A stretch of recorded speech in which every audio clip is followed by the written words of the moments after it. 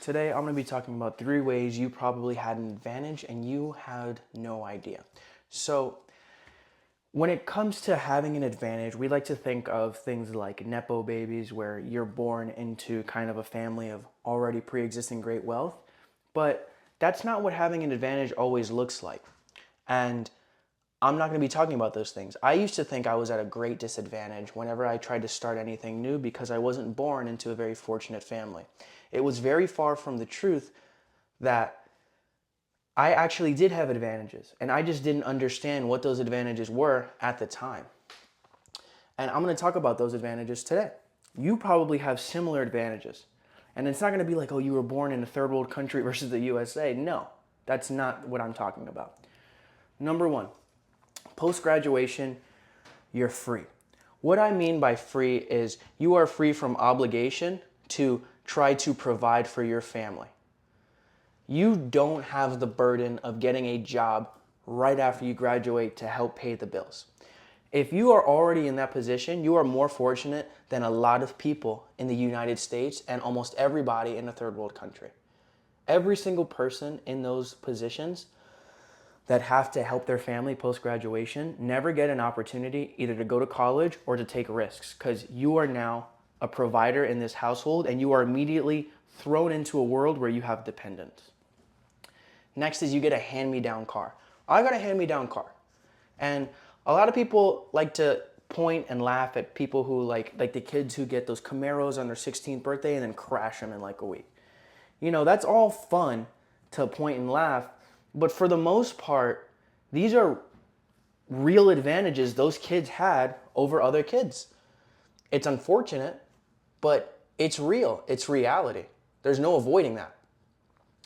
So, those kids that gave those advantages, you're like, oh, I didn't get a nice car. I got, my first car was an Acura RSX 2003. The sunroof was leaking, the motor mounts were basically destroyed, the transmission was slightly going, the alternator was bad, and the shocks were abysmal. But I put some tape on the sunroof. It didn't have AC, and I'm in South Florida, so getting to work, I'm literally dripping sweat every single day. That sucks. But let me tell you what sucks worse, taking the bus in somewhere, especially like South Florida. That is gonna be 100,000 times worse than having to drive without AC for a little bit. That's an advantage that I had. I didn't see that as an advantage at the time, and I'm very grateful I had that advantage, that I had that edge, that I could do things like that. I could get a job, not worry about providing for my family, and I can get to A to B, sweaty as hell, but I'll get there, and I will make it work. That's a huge advantage a lot of people don't get. A lot of people have to go into debt immediately to get a car, to have a job, or go to school, and there you go, already a disadvantage. Next would be, if everything fails, you can live with your family. That is a huge advantage. If you fail and you have no backup plan, you are struggling. You almost have an obligation to succeed, or else your life is going to be in shambles. If I fail, I can go back to my mom's house. She's not going to give me a lot of money. She's not going to give me a brand new car, but I will go and I will be back there and I will be able to benefit from a roof over my head. As insignificant as that may seem to a lot of people, for people who don't have that, that is already insane. It doesn't even have to be your parents. Do you have grandparents that'll let you live with them to get back on your feet? This is gonna help you take risks that other people would otherwise never be able to take. I'm gonna talk about now how you can take advantage of these advantages you probably didn't even know you had. So, number one, since you don't have any dependents, you can do something full time and you can start a side project / side hustle. Everyone's always talking about, oh, this is my side hustle that makes me $10 billion every second. You don't need that. You can make $100 a week and you just got to do something that's scalable. That project can be YouTube. You're not making any money, so that's not a side hustle. That's a project. Or your side hustle could be flipping shoes. That's what I did. It doesn't have to be that, and I honestly wouldn't recommend it right now, but you could do that. That's an option. That's a real option. Next would be like I don't know, just driving for Uber. I did that for some money in college. No shame in that. Do that. That's fine. That's super chill. Make a little bit of money on the side and work full time. I went to school full time. When I left school, I had a project that was all my flipping business, my reselling business that I was making a good amount of money from. After I left my job, after I left school, I then got a full-time job and continued to do that business. Now, I've owned other businesses. I've had success. And it was because of this early experience that I got that I can even scale things and think about scaling things to the degree that I have.